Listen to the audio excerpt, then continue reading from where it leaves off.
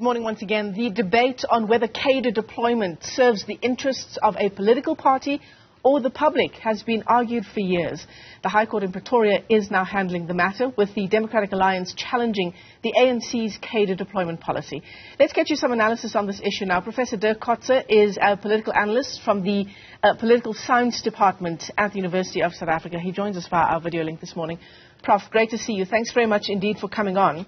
I mean, it's very difficult for the ANC to defend its policy of cadre deployment, right? Just given the track record of service delivery on municipal level, of corruption at SOE level, and the state capture inquiry itself called the ANC's policy of cadre deployment unlawful and unconstitutional.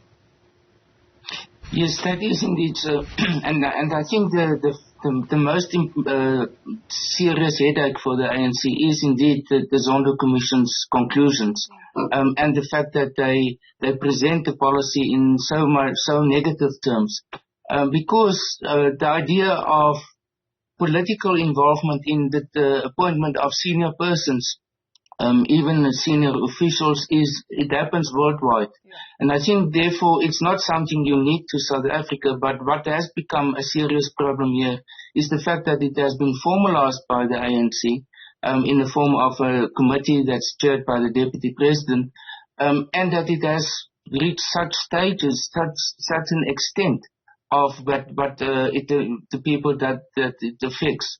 It's not only senior persons, it's right down to the almost lowest level. You refer to local government. In many cases, that is the case. And I think the fact that it is also seen as becoming, you just talked about competitiveness, in terms of appointments, there must be a fair competitive process for persons to be able to appoint it. And this type of practice is the one that's been seen as creating an unfair situation and privilege some against others. So, Prof, are you saying, I mean, you talk about this being something that happens worldwide. Are you saying cadre deployment as a concept, there's nothing wrong with it, but the ANC has somehow gone wrong in the way it's implemented it? Well, I don't want to call it cadre deployment. I want to, different words are being used. In many cases, many countries, it is, for example, appointments by the president. In the US, in France, and so on, it's very well established how they appoint. Each new president appoints a lot of people around him or her as part of the presidential appointments. So, and it's not unconstitutional, it's not undemocratic also. It's regarded as part of the process of the rotation of government. I think one of the problems in South Africa is that we don't have this rotation of government. That there's every 5 or every 10 years or so, there's a new set of senior persons in government. And that is, I think, one of the reasons why the situation in South Africa has become distorted, is the fact that for so long the ANC is in this position. And as I said earlier on, the fact that it has become formalized, and has become part of a sort of an institutionalized policy of the ANC stroke government, in order to do that, which is not necessarily the case in other parts of the world. So how would we go about changing how these appointments are made, but still keeping the principles of presidential appointments? Well, first of all, I think what we have seen now, the latest steps that the ANC and government has taken is, for example, to start to professionalize the civil service in general. Last year, a policy was adopted by cabinet specifically about it, and it is SALGA is implementing it already, and some other levels of government also. There's also legislation was adopted last year, for example, that city managers are not allowed to belong to any political party in future. So these are small steps, but very important steps in order to create more of a distinction.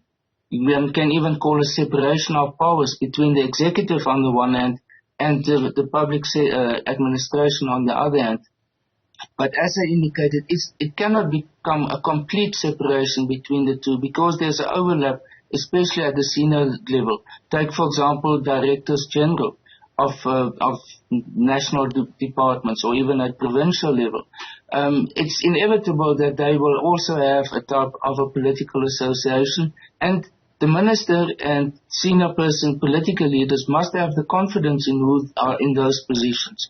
And that is, I think, where we can look at the experience of other countries which are doing exactly the same, but follow maybe different procedures, one can say. So, Prof, part of the ANC's defense of how it's made these appointments in the past is on the basis, in part, of what you've said, that it is a practice that is done around the world. The ANC also says that it's not unusual for a government that is in power to try and ensure that their policies are implemented at the level of directors general, of ministers, and so on. What do you think of that? Well, in principle, it's very difficult to say or to dismiss that it is completely unfair to argue like that. I think where it becomes a problem is when you go to the lower levels and where there's practices to say that if someone applies for a position, they must add to their application their membership form or their membership card. Now, it goes to those extreme, and which that will obviously be unacceptable in general. I think what is also a principle that should be established is that there should be fair procedures in terms of these appointments, that it doesn't become purely a political decision, and that no other considerations are taken into account. We've seen, for example, in the past that, let's say, the Chief Justice, Justice Dirk Kotze, he's not an ANC member, but he became the Deputy Chief Justice, never the Chief Justice at the top. But those are examples of persons who are not ANC members became senior persons. So there must be more of these examples, that it doesn't become exclusively only an ANC-dominated top structure, for example, let's say, in the civil service or in other organizations of the state. Because if that's the case, then it becomes unfair, then it becomes distorted, then there's no opportunity for persons who are strong candidates to be able to compete with those who are ANC favorites. In order to do that. If it reaches that point, then obviously it becomes completely indefensible. Well, the DA wanting the High Court in Pretoria to declare the policy as unlawful, as invalid, which is essentially what the state capture inquiry said as well. If the DA is successful, Professor Kotze, that will be a major blow to the ANC, but perhaps a good thing for the country? Yes, I think it will be in principle, because, as I've said, the practices of it has gone too far. At the same time, it will have implications for the ANC and its own members, because I think there are many people who have joined the ANC exactly for this purpose, to create the opportunity for them to be appointed in senior positions. So the draw card to become part of the ANC will be very seriously affected by that. And it will be interesting to see how the ANC as party would respond to that in relation to their own members. The debate on whether cadre deployment serves the interests of a political party, the ANC in this instance, or South Africans. Professor Dirk Kotze, political analyst, let me thank you for your time this morning.